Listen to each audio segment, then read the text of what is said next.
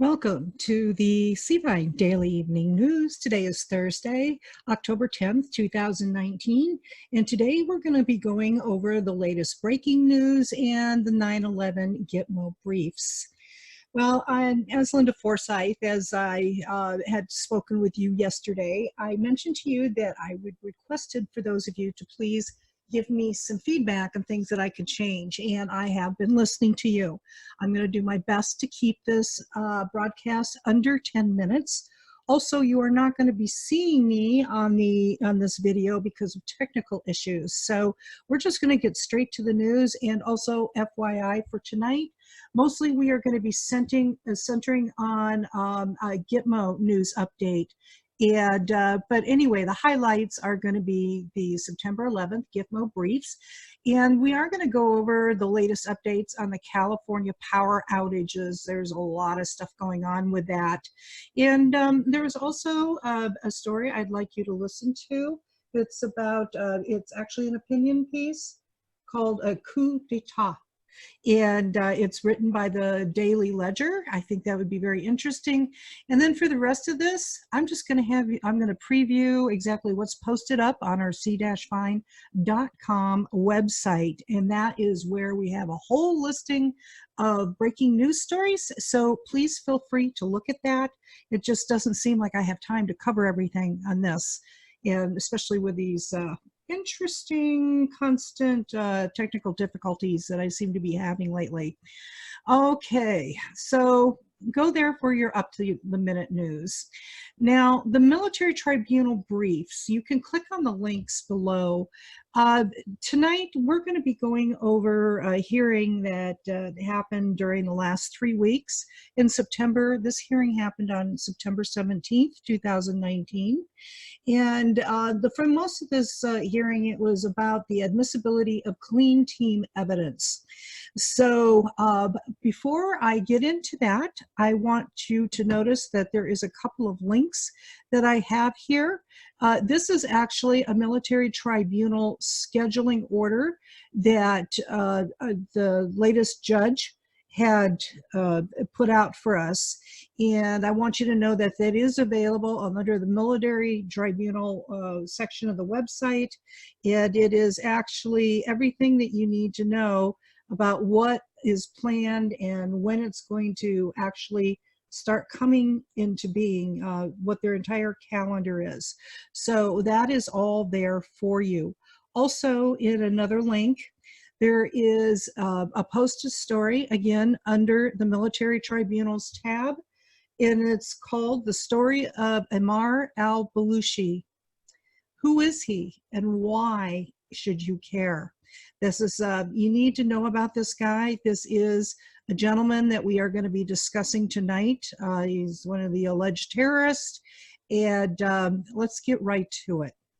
Okay, first off, when they're going to be talking about the admissibility of clean team evidence, you need to understand that clean teams were developed after the enhanced interrogations before 2007 were considered inadmissible in court, and they threw all the previous pretrial out of court because of it.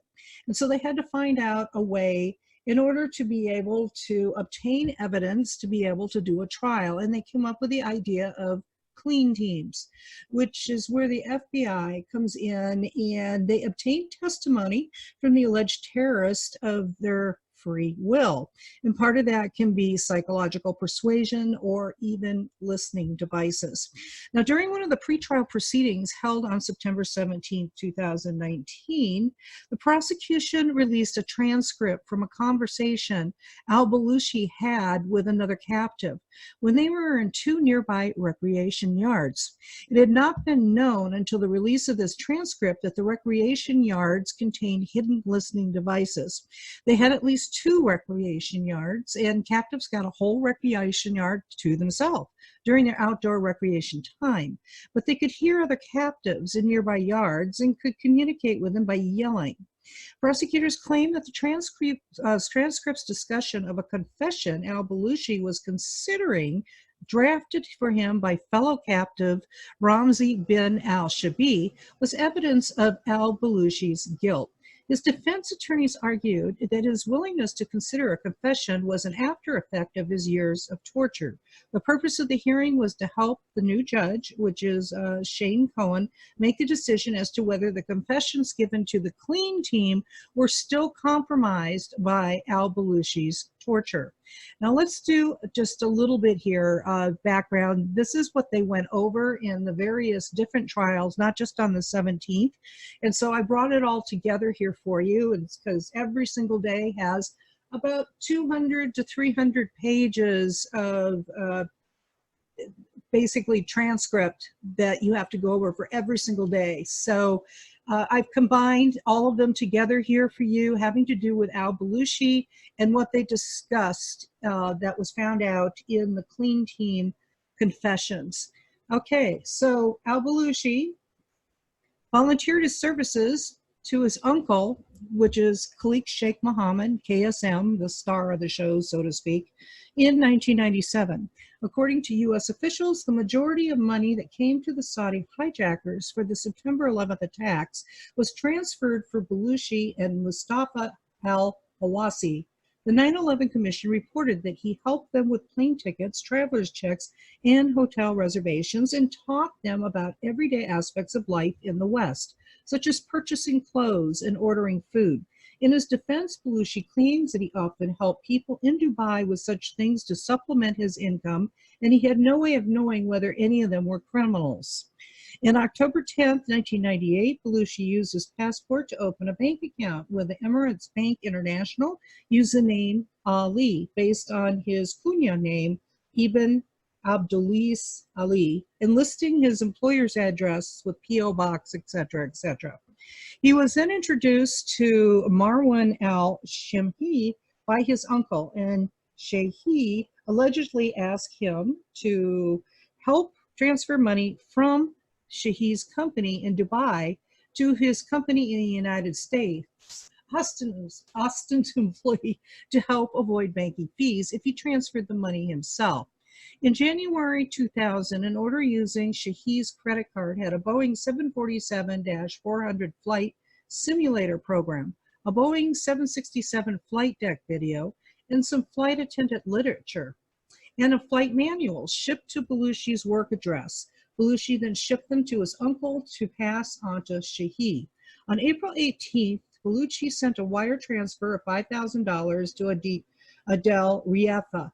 Now, keep in mind, during these proceedings that from Guantanamo Bay that I watched in Fort Meade via CCTV, they showed they basically showed pictures of the money wires, of checks, whether it's wire transfers, cashier's checks, all the various many different ways that they did in order to transfer the money. All of that was showed in quite a bit of testimony where they were showing exactly what they were talking about here.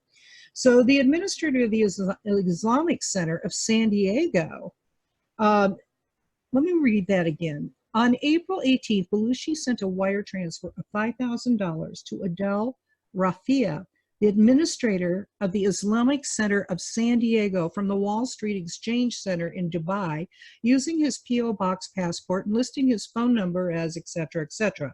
Rafia later claimed that Nawaf al-Hamzi had asked him to accept the money on his behalf. Tracing the calls made to Baluchi's phone number, authorities discovered he had received 16 calls from June 28th to 30th from a prepaid voice stream cell phone purchased in Manhattan on June 4th. The phone was deactivated on July 11th, and authorities allege it belonged to Ada, while Baluchi insisted that he only ever spoke with Shehi, who had hired him. Around this time, Baluchi complained to Muhammad that he couldn't do all this additional work himself, and his uncle told him that Mustafa al-Hawasi would coordinate with him to act as an assistant. On June 29th, a man named Iman Mansour wired $5,000 to the Western Union at 1440 Broadway in New York, where Shehi picked it up. This is alleged to have been Baluchi, since two later direct payments into Shehi's SunTrust account from the Exchange Center, a $10,000 payment to Shehi on July 18th from Eman Mansour at a $9,500 August 5th payment from Eman Mansour gave Balushi's P.O. box number. On August 8th, Baluchi opened a bank account at Dubai Islamic Bank using his name, passport, and phone number.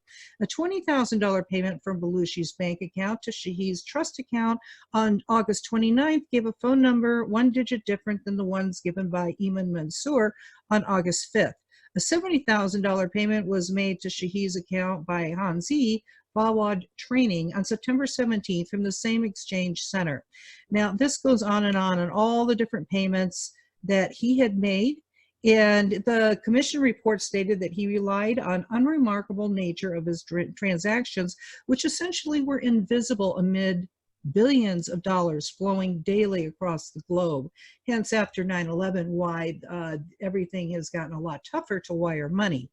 On August 27, 2001, Baluchi applied for a visa to travel to the United States for a week after his employer announced the closing of their Dubai branch, and the government sent notices informing the employees of their work permits had been rescinded and they had to leave the country. He was declined since he appeared to be an economic immigrant and instead moved back home to Pakistan a few days before the attacks. According to the CIA, after Taliban was initially driven from power after the 9/11 attacks, Al-Balushi assisted KSM in organizing the movement of al-Qaeda operatives and their families to safe houses in Pakistan. According to the U.S. government information, KSM had Baluchi be the communications intermediary between al-Qaeda and shoe bombers Richard Reed and Sahad Badat. In early 2002, Baluchi helped his uncle prepare operatives for travel from Pakistan to the United States, ostensibly to carry out the attacks. Another plan was to hijack airliners and crash them into London's Heathrow Airport, but the plan was set aside in order to focus on a plan to bomb the U.S. consulate and other Western targets in Karachi. He also worked with his uncle to prepare Mahdi Khan and others for travel to the United States to conduct terrorist operations. Baluchi reportedly sent Mahdi Khan to Thailand in late 2002 to deliver $50,000 to finance a plan by Jeremiah Islamia leader Hambali Ridin Izubuddin to attack U.S. and Israeli targets in the Southeast Asia. He later told investigators he helped his uncle arrange visas for people, but didn't know whether any of them were militants or not. In August 2002, the FBI questioned Abdul Samad bin Mohammed, the brother-in-law of Hamid Sheikh Mohammed. He reported that Baluchi was often in the company of his uncle and would pick people up from the airport. His uncle KSM was arrested in Rawalpindi in March 1st, 2003. Baluchi spent the next 2 months with Walid bin Outage. According to the U.S. reports, following his uncle's arrest, Baluchi took charge of some of the new attacks being planned. Baluchi also married Aifa Siddiqui. Okay, she was accused of being an al-Qaeda member and in February 2010 was convicted of assaulting with a deadly weapon and attempting to kill U.S. soldiers and FBI agents who were seeking to interrogate her while she was in custody. Claimed to be married to Baluchi, the marriage was confirmed by Pakistani U.S. intelligence, a defense psychologist, and Khalid Sheikh Mohammed's family. The marriage lasted only a couple of months. Baluchi divorced her after he was arrested. So Siddiqui is also an American citizen, FYI. Siddiqui was arrested on April 29th in Karachi along with Al-Balushi. After his arrest, Al-Balushi was kept in CIA custody at undisclosed locations until September 6, 2006, when he was transferred to Guantanamo Bay Prison in Cuba. Other plots to attack civilian targets. According to U.S. investigators, Baluchi told them that Al-Qaeda had set up a biological weapons lab, and he asked Siddiqui, who has a biology degree from MIT, advised on how long it would take to develop such weapons and whether the man in charge was capable of developing the weapons. Siddiqui replied that she was willing to participate in a biological weapons project if Al-Qaeda asked her to do so. Another plot involving Baluchi, alleged by U.S. investigators, involved Heathrow Airport. According to Baluchi's file, he told interrogators that he became aware of a plan to attack Heathrow Airport in January 2003 and had intended to seek help for a more senior Al-Qaeda operative, Walid bin Outage, to carry it out.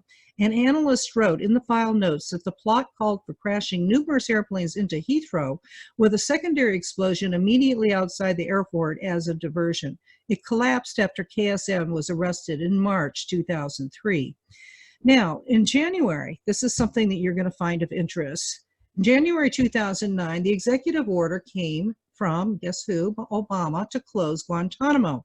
On January 22, 2009, United States President Barack Obama issued Executive Order 13492, ordering a halt to the Guantanamo Military Commission as part of the overall closure of Guantanamo Bay Detention Camp. On April 21, 2009, United States Senate Minority Leader Mitch McConnell cited Ali Abdi al-Aziz Ali, also called Al-Balushi, as an example of the kind of captive the United States President Barack Obama might free into the United States when he closes the camp in January 2010 because he didn't know what else to do with them.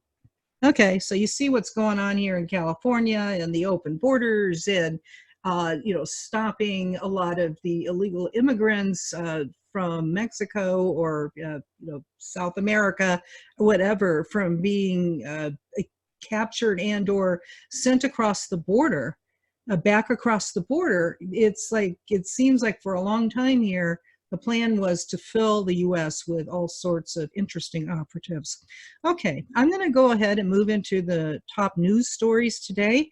Now, I'm going to just show you, first of all, that on our homepage at c-find.com, we have all kinds of news stories, all kinds.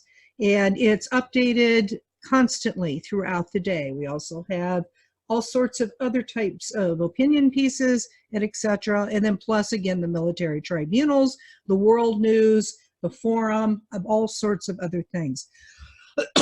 I'm not going to go over to all these new news stories that are breaking, that are out there, but please know to go there and check out exactly what is new and what is happening. But I am going to go to the latest update on the California power outages. This is one of our articles that we had here, California Power Outages by PG&E, update on 10/10, which is today, latest sentiment, a humongous inconvenience.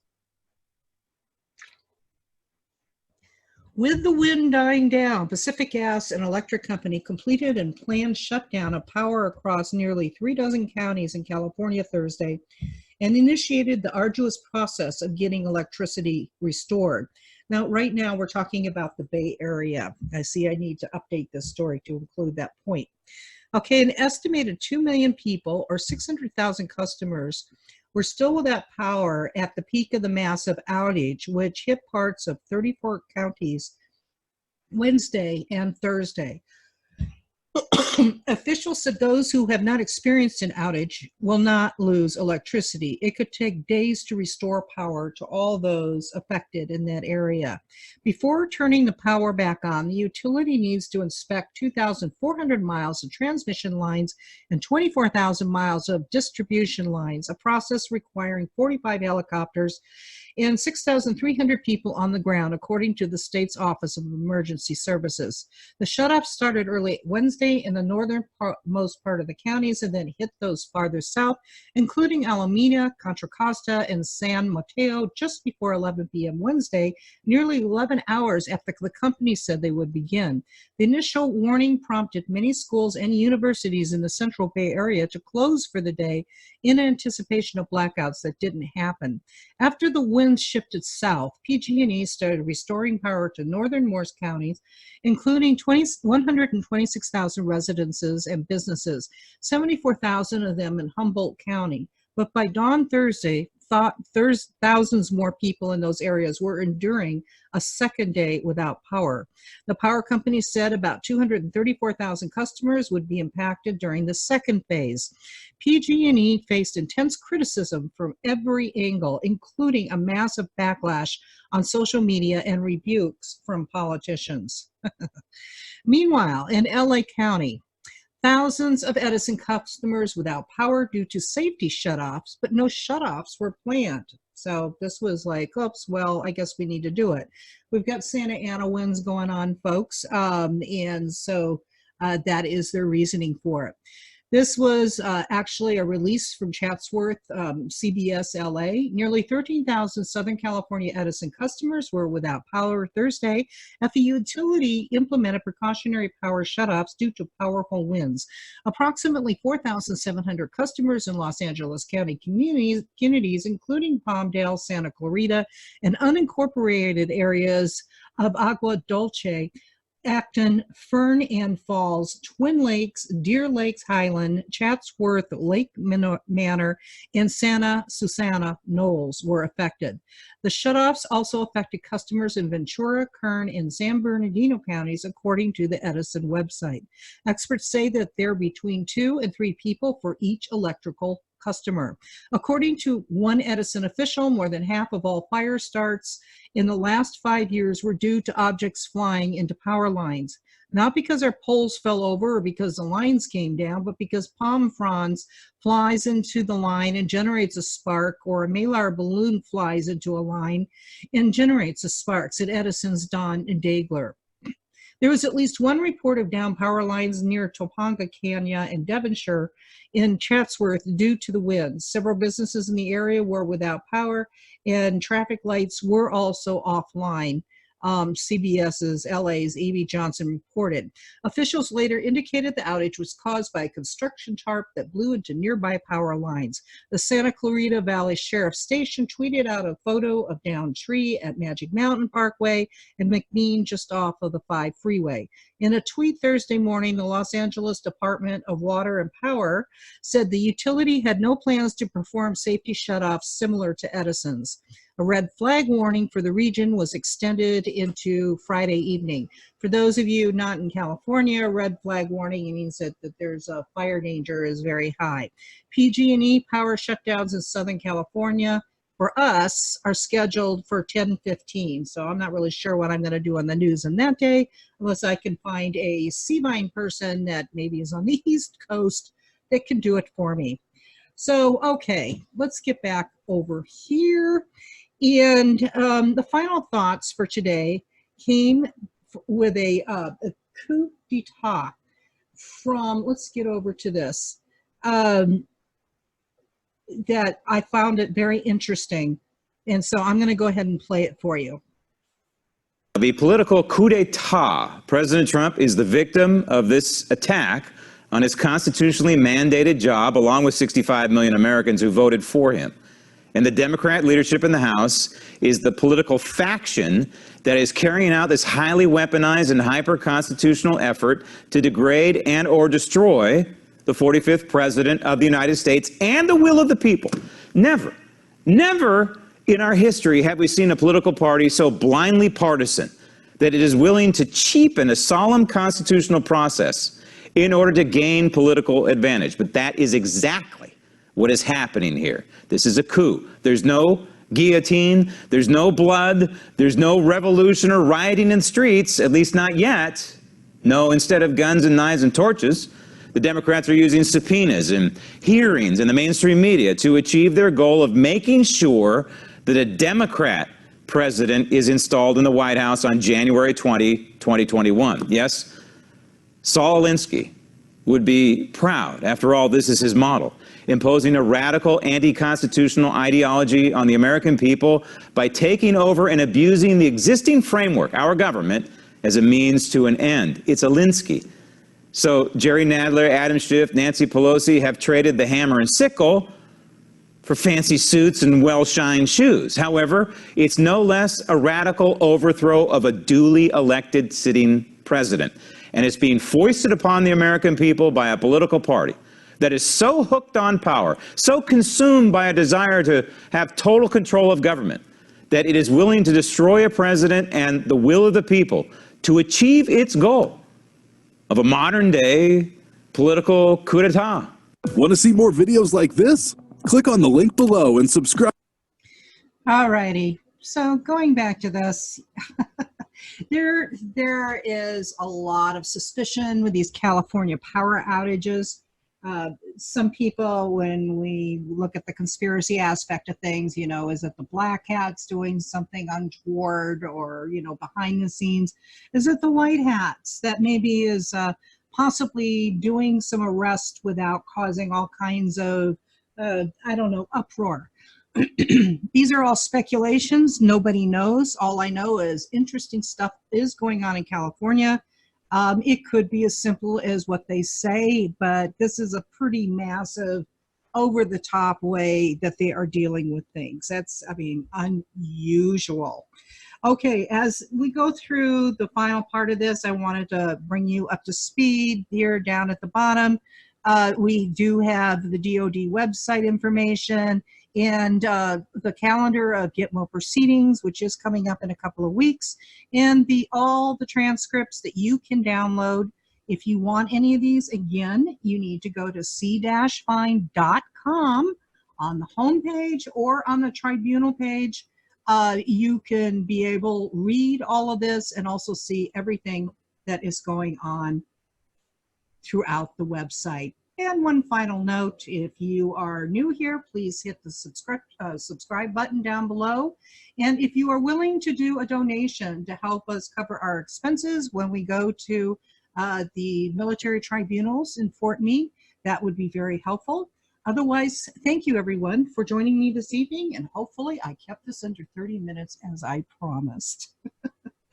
Good night, everybody.